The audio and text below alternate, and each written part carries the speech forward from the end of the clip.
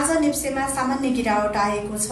आज 329 कम्पनीका 86,47,948 किता शेयर 3,73,87,72,373 मा कारोबार भएको थियो। आज उत्पादन र म्युचुअल फन्ड बाहेक सबै क्षेत्रको शेयर मूल्य घटेको छ। आज स्वस्तिक लघु वित्त र मुक्तिनाथ कृषि कम्पनीको शेयरमा सकारात्मक सटिक लागेको छ भने एसवाई प्यानलको शेयर मूल्य 9.97% ले बढेको छ। त्यस्तै आज सबैभन्दा बढी छापा इनर्जीको शेयर 9.30% ले घटेको छ।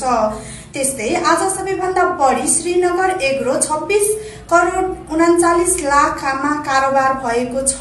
एनकाडी ग्रुप पावरको 17.8 लाखमा कारोबार भएको छ।